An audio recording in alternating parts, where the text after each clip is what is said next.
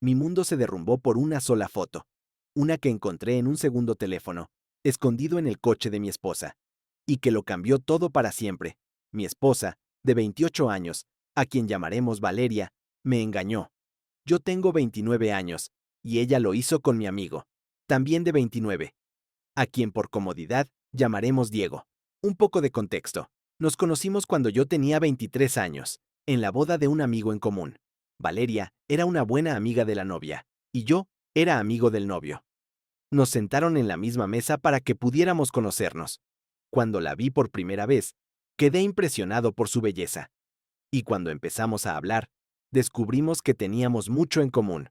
Conectamos al instante. Hablamos durante mucho tiempo en la mesa, y luego fuimos a la pista de baile. Bailamos y bebimos toda la noche. Al final, nos besamos allí mismo, en medio de la pista. Cuando nos separamos, nuestros amigos, los novios, se acercaron y nos preguntaron qué estaba pasando entre nosotros. Estaban encantados, jugando a ser casamenteros. Nosotros simplemente les restamos importancia y seguimos con nuestra noche. Nos fuimos sin intercambiar números. Pero aproximadamente una semana después, recibí un mensaje suyo proponiéndome quedar. La novia le había dado mi número. Por supuesto, acepté. Y eso se convirtió en una relación. Nuestra relación era maravillosa. Salvo pequeñas discusiones, nunca tuvimos una pelea seria. Después de un par de años, le propuse matrimonio, y en menos de un año nos casamos. Llevábamos poco más de un año de casados, cuando todo empezó a desmoronarse. Justo antes de nuestro primer aniversario, aparecieron pequeños detalles que comenzaron a molestarme. Valeria se volvió más reservada con su teléfono. Las salidas nocturnas se hicieron más frecuentes y nuestra vida íntima prácticamente desapareció. Saqué el tema varias veces, pero ella siempre lo desestimaba, diciendo que simplemente estaba dejando que mis inseguridades se apoderaran de mí. Actuaba como si mis sentimientos y mis intentos de comunicarle mis preocupaciones no significaran nada para ella. Me fui volviendo cada vez más frío. Dejé de besarla al despedirme para ir al trabajo, y a menos que hubiera temas importantes, apenas hablábamos. Una noche, mientras Valeria dormía, tomé su teléfono y su portátil, y revisé sus mensajes, correos electrónicos y aplicaciones de mensajería. Pero no encontré nada. Después de leer historias de infidelidad en Internet, decidí revisar su coche. Tomé sus llaves y encontré un segundo teléfono en el vehículo. En ese momento, supe lo que estaba pasando, pero quise reunir todas las pruebas antes de enfrentarla. No quería que me dijera algo como, fue solo una vez, o que encontrara cualquier otra excusa. Revisé el teléfono, y en los contactos solo había un número.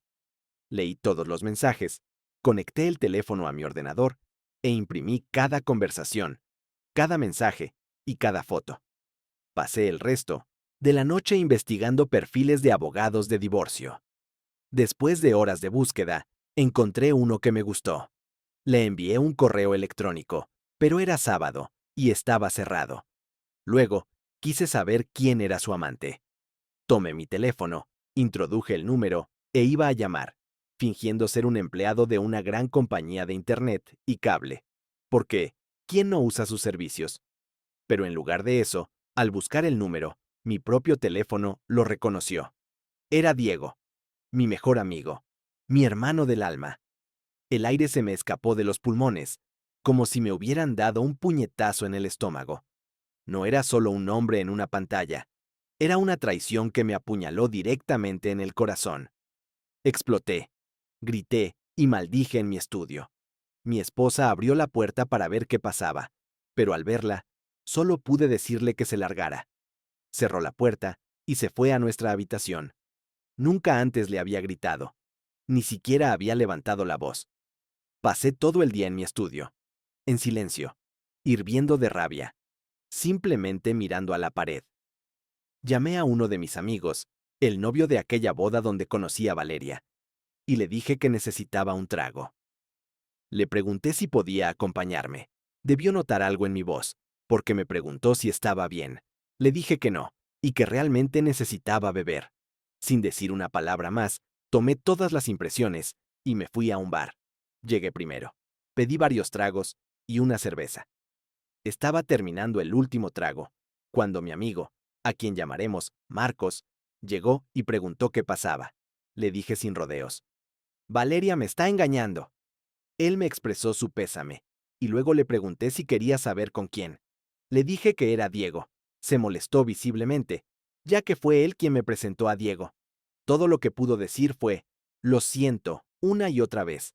Luego, pedí un taxi, y volví a casa de madrugada. Fue la primera vez que miré mi teléfono desde que llamé a Marcos, y tenía una llamada perdida, y un montón de mensajes, todos de Valeria. Preguntaba dónde estaba, cuándo volvería a casa, y si estaba bien. Cuando llegué, ella dormía en el sofá. Simplemente subí a nuestra habitación y me acosté. Por la mañana, me desperté, y ella ya estaba en la cama. Me vestí y salí de casa. Me subí al coche, fui a la oficina, y me sumergí en el trabajo todo el día. Regresé a casa tarde en la noche, y para mi sorpresa, mi esposa me recibió. Dijo que me había preparado la cena, y preguntó si necesitaba calentarla. Dije: no, y me fui a dormir. Ella me siguió poco después, preguntando qué me pasaba. Le dije que me dejara en paz, que quería dormir. Siguió insistiendo, y finalmente, no aguanté más y le grité: Valeria, basta. Estoy tratando de dormir. Vete. A la mañana siguiente, recibí un correo electrónico del abogado pidiéndome una reunión para más tarde, ese mismo día. Confirmé la cita y empecé a prepararme para el trabajo.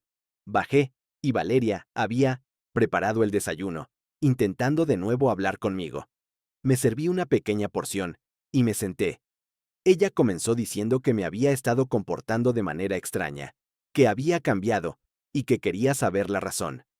Le dije que el trabajo había sido estresante, y que pronto terminaría.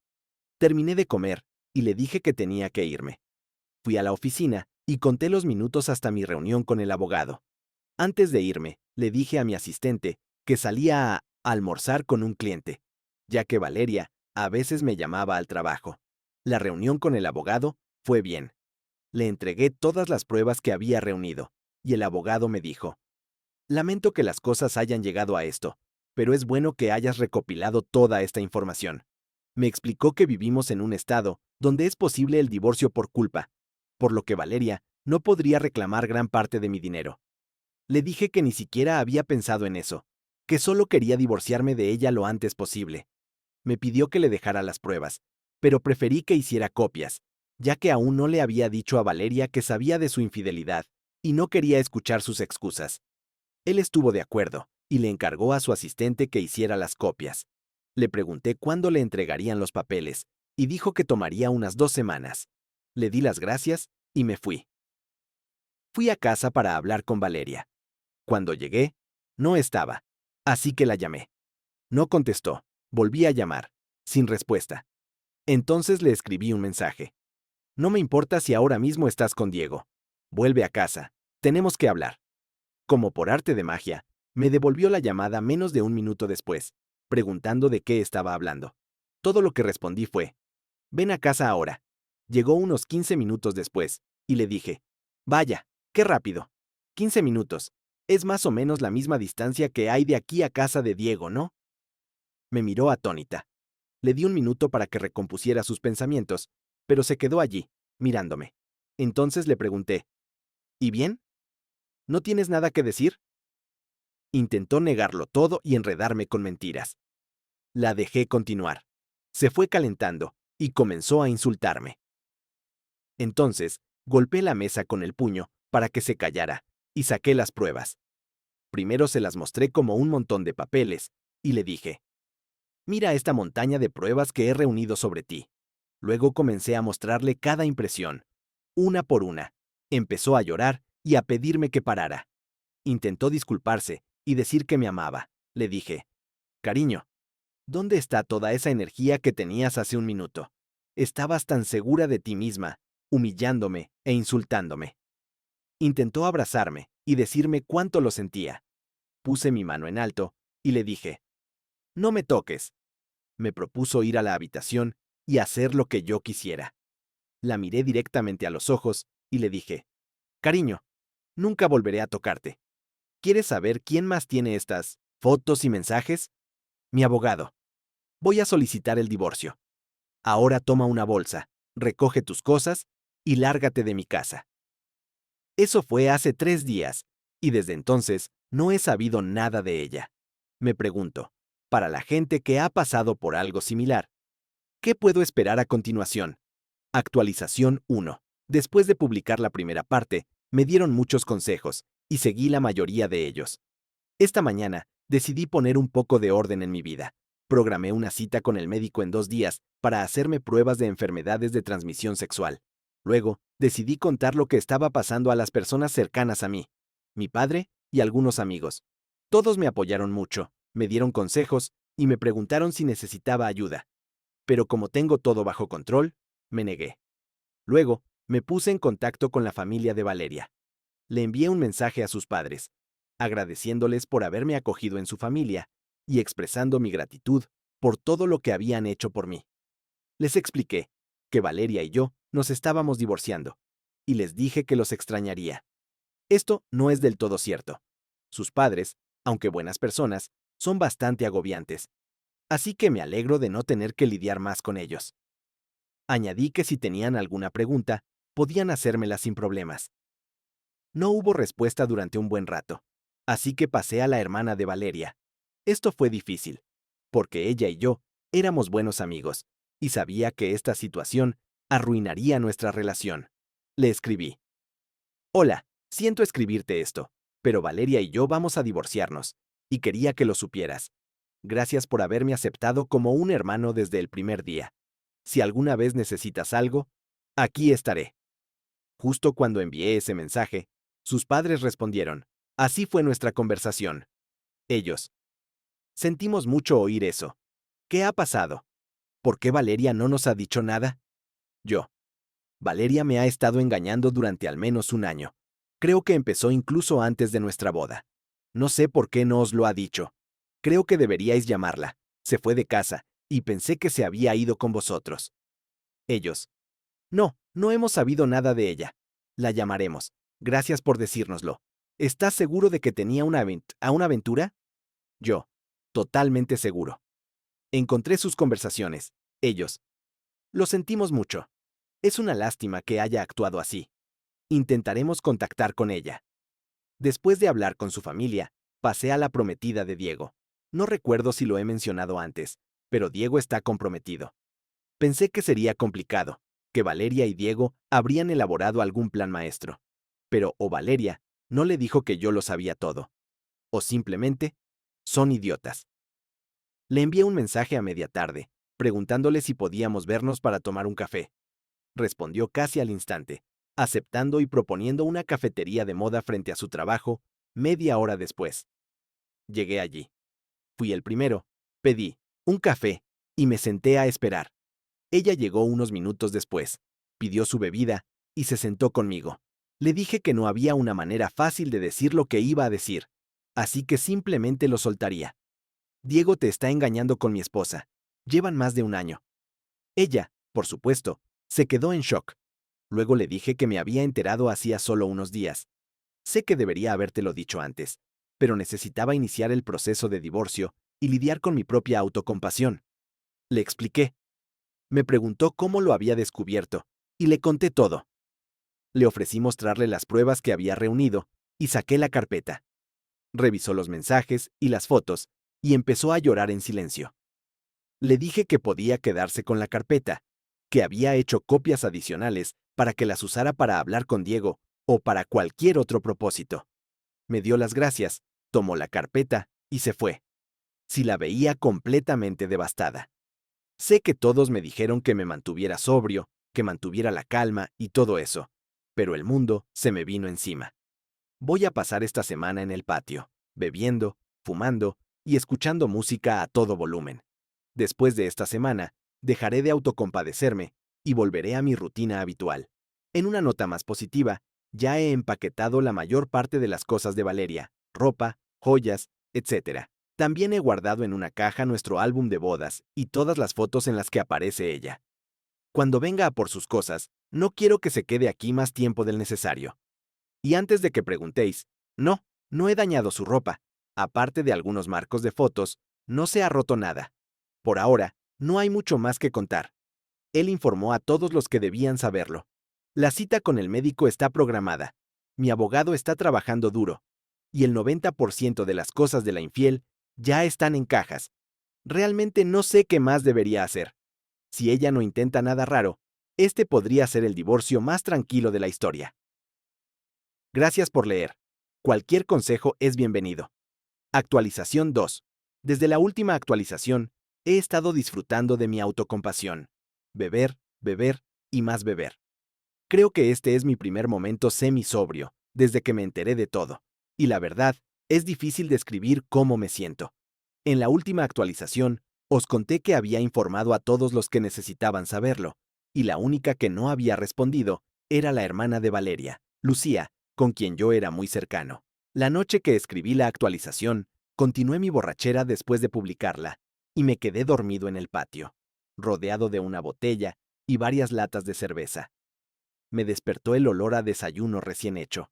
Mi primer pensamiento fue, oh no, Valeria ha vuelto y cree que un desayuno lo arreglará todo. Estaba furioso. Me levanté de la silla, listo para gritar. Pero para mi sorpresa, era Lucía. Me quedé parado un minuto, intentando calmarme. Pero cuando Lucía vio que me había despertado, corrió hacia mí y me abrazó. No me dijo nada, solo me tomó de la mano, me llevó a la mesa y me puso un plato delante. Mientras comía, me dijo cuánto lo sentía y que cuando su hermana llegó a su casa, simplemente le dijo que estábamos teniendo problemas y que en un par de días todo volvería a la normalidad. Luego añadió que cuando le escribí el mensaje sobre el divorcio, le preguntó a Valeria, si todo va a estar bien, ¿por qué se está divorciando de ti? Al parecer, Valeria no pudo más y se lo contó todo a Lucía. Me reí y le dije que era imposible que se lo hubiera contado todo, y empecé a explicarle a Lucía lo que realmente había pasado. Lucía dijo que Valeria afirmaba que había sido algo de una sola vez y que yo estaba exagerando. Le respondí a Lucía que no tenía ninguna intención de reconciliarme con Valeria, y que si estaba aquí para eso, estaba perdiendo el tiempo, y que si estaba en contacto con Valeria, debía decirle que buscara un abogado. Lucía se rió y dijo que no estaba aquí por su hermana, sino por mí. Dijo que, por supuesto, apoyaría a su hermana, pero que nosotros también éramos amigos, y que no me abandonaría. Especialmente cuando no había hecho nada malo. Me levanté, me acerqué a su lado de la mesa y simplemente la abracé. Estaba tan preocupado de que todo este lío arruinara nuestra amistad, y escuchar esas palabras de ella fue un alivio enorme. Lucía se quedó en mi casa 2 días, en la habitación de invitados, y se fue esta mañana cuando me disponía a ir a mi cabaña. La compré antes del matrimonio, así que Valeria no puede reclamarla. Mientras preparaba mi equipo de caza y pesca, Lucía me preguntó si podía acompañarme, pero le dije que, por mucho que me gustaría, probablemente sería mejor que fuera a ver a su hermana. Ella estuvo de acuerdo, me abrazó y se fue. Estoy sinceramente agradecido por el apoyo de Lucía. Y antes de que alguien diga que está enamorada de mí, no es así. Tiene solo 21 años. Es demasiado joven para mí. Es simplemente una amistad muy fuerte. Casi se me olvida. Fui al médico, me hice los análisis y los resultados estarán listos el lunes. Me he puesto en contacto un par de veces con la prometida de Diego para ver cómo estaba. Me dijo que estaba bien, pero que no sabía qué hacer. Le dije que si quería quedar la semana que viene para desahogarse, estaría encantado de escucharla. Gracias a todos por vuestro apoyo. Habéis sido una verdadera luz en un momento muy oscuro de mi vida. Actualización 3. En el último post, os conté cómo Lucía vino a mi casa y se quedó unos días. Se fue cuando yo me preparaba para ir de casa a mi cabaña. Buenas noticias. Casé un ciervo, uno grande y hermoso. Sucedió el primer día, lo cual me alegró mucho, ya que me dejó tiempo para pescar. Solo pesqué 2 peces, pero eran de un tamaño decente, así que me cociné uno para cenar y congelé el otro. El resto del tiempo en la cabaña lo pasé procesando la carne del ciervo y disfrutando de la naturaleza. Aparte de un par de copas al día, pasé el viaje sobrio. Como prometí, solo bebería la semana pasada. Ahora, Las últimas noticias. Me llamó el médico. Todo limpio. No fue una gran sorpresa, ya que Valeria y yo no habíamos tenido mucha intimidad en meses, pero aún así, nunca se puede estar demasiado seguro. Contacté con la prometida de Diego, pero tardó un tiempo en responderme. Finalmente, me escribió para decirme que ahora vive con su familia. No entró en muchos detalles, pero el hecho de que esté con su familia sugiere que las cosas no van muy bien. Al menos está a salvo y recibiendo el apoyo que necesita. Le dije que si podía ayudar en algo, solo tenía que decírmelo. Me propuso quedar para tomar un café al día siguiente, a lo que por supuesto accedí. Al día siguiente, nos reunimos en la misma cafetería de moda y hablamos durante unas 2 horas. Hablamos de todo lo que había pasado entre Valeria y yo. Quería saber qué pasos estaba tomando, si me estaba divorciando o si había alguna posibilidad de reconciliación. Le dije que, en mi opinión, después de una infidelidad, todo se acaba. El nivel de egoísmo y falta de respeto que se necesita para engañar, especialmente durante un año, demuestra que claramente no le importaba yo en absoluto. Le pregunté cuál era su plan. Dijo que estaba confundida, que todo lo que creía que era verdad resultó ser una mentira. No estaba segura de cuál debía ser su siguiente paso, si seguir adelante o perdonar a Diego. Le dije que si podía perdonar a alguien por una infidelidad tan prolongada, era mejor persona que yo. Me respondió que toda su familia le decía que debía perdonarlo y casarse con él. Le dije que sería completamente honesto con ella y continué. Solo porque tu familia lo quiera, no significa que tengas que estar de acuerdo. Luego añadí, es evidente que Diego no valora el matrimonio ni nada de lo que conlleva. Te engañó, a su prometida, con mi esposa, si eso no demuestra que no es apto para el matrimonio. Le dije que tenía que hacer lo que ella considerara correcto y no permitir que nadie más que ella misma tomara decisiones que afectarían su vida. Le confesé que cuando me enteré de todo, mi único pensamiento fue encontrar una manera de que mi corazón engañara a mi mente y me convenciera de aceptar y perdonar a Valeria, pero simplemente no pude hacerlo. También le dije que solo había hablado con una persona, pero mi decisión ya estaba tomada y nadie podría haberla cambiado. Añadí que cuando fue a ver a su familia, probablemente ya sabía lo que iba a hacer, pero dejó que demasiada gente entrara en su cabeza, y todos dieron su opinión. Terminé diciéndole que todo lo que tenía que hacer era confiar en su instinto, porque su mente y su corazón siempre la engañarían. Poco después, me dio las gracias y nos fuimos cada uno a nuestra casa. Al día siguiente, recibí un mensaje de mi abogado informándome que le habían entregado con éxito los papeles del divorcio a Valeria en su trabajo. Le agradecí todo su trabajo, especialmente por haberlo hecho tan rápido. Poco después, me llamó Lucía para decirme que Valeria no había salido de su habitación en todo el día y estaba en la cama, llorando a mares. Le dije a Lucía que a Valeria le habían entregado los papeles del divorcio y que probablemente estaba empezando a darse cuenta de lo mucho que lo había estropeado todo. Lucía me preguntó cómo me había ido en la cabaña y si había conseguido algo. Le conté todo lo que hice y cómo pasé el tiempo. Después de la llamada, me preparé mentalmente y ordené la casa, esperando que mi esposa pudiera montar una escena. Pensé que si iba a hacer algo, sería ahora que le habían entregado los papeles. Así que esperé pacientemente. Le avisé a un amigo, y él estuvo de acuerdo en que si Valeria aparecía, vendría de inmediato para ser testigo en caso de que algo saliera mal.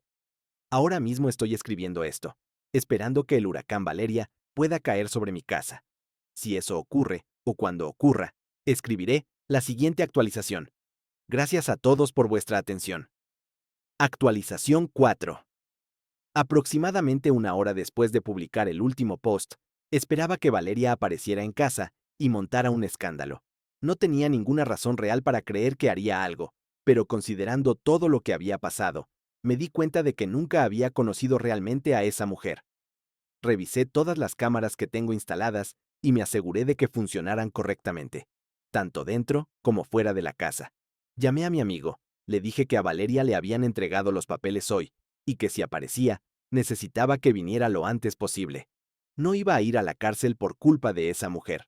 Resulta que tenía razón, porque Valeria apareció en casa, empezó a golpear la puerta y a gritar que la dejara entrar. Inmediatamente llamé a mi amigo y a Lucía para que vinieran, porque Valeria estaba literalmente tratando de derribar la puerta. Maldecía mi nombre, me suplicaba que la dejara entrar, me llamaba con todos los insultos posibles y me preguntaba cómo podía ser tan despiadado. No estaba lejos de la verdad, porque mientras ella gritaba y golpeaba, yo simplemente me reía. Pensé, ¿por qué no entra y ya? Todavía debería tener sus llaves, o al menos eso creía yo. Cuando llegó mi amigo, Valeria seguía gritando y maldiciendo, así que empezó a grabarla con su teléfono y se quedó en su camioneta. Pero el idiota trajo a su esposa, una amiga de Valeria, y ella se bajó para intentar calmarla. Se acercó a Valeria, la abrazó e intentó hablar con ella. Como respuesta, Valeria la golpeó en la cara, gritándole que no se metiera en sus asuntos. Eso hizo que mi amigo, que ya lo había grabado todo, llamara a la policía. Valeria continuó gritando y maldiciendo hasta que llegó la policía. Cuando llegaron, hizo todo lo posible por hacerse la víctima. Uno de los dos policías se acercó a Valeria y ella empezó a llorar, diciéndoles que yo la había golpeado y la había echado de casa.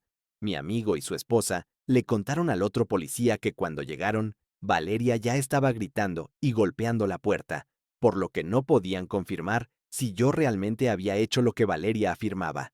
Después de que el policía terminó de hablar con mi amigo y su esposa, se acercó a la puerta principal. Cuando la abrí, Valeria gritó: «¡Ahí está! Él fue quien me golpeó. ¡Quiero que lo arresten!». El policía empezó a ponerme las esposas, pero le dije: «Puedo demostrar que está mintiendo. Solo necesito mi teléfono». Se detuvo y me dijo que le mostrara la grabación de las cámaras. Después de ver el video, se disculpó por haberse precipitado y haber asumido automáticamente que yo era el culpable. Le respondí que no lo culpaba. Sin embargo, también me dijo que habían recibido muchísimas llamadas de mis vecinos, y al parecer, durante su histeria, Valeria gritaba: «¡Me ha pegado!», por lo que los policías ya habían sacado una conclusión errónea. Después de lidiar con la policía durante media hora, finalmente esposaron a Valeria y la acusaron de alteración del orden público, intoxicación en público y conducir bajo los efectos del alcohol. Mientras los policías la metían en el coche patrulla, llegó Lucía y me preguntó qué había pasado. Le mostré el video en mi teléfono. Uno de los oficiales se me acercó para darme el número del caso y otros documentos. Lucía empezó a hacer preguntas sobre los cargos, así que simplemente volví a entrar en casa. Ella entró poco después y se sentó a mi lado. Me contó que había salido de casa solo 10 minutos para ir a la tienda, pero cuando volvió, Valeria ya no estaba en el salón, así que pensó que simplemente se había ido a dormir después de haber bebido demasiado vino. Hablamos un poco más y me preguntó si podía quedarse a pasar la noche. Le dije que siempre era bienvenida. Me contó que Valeria tendría que pasar la noche en la cárcel. Por alguna razón, no podían dejarla salir bajo fianza hasta la mañana.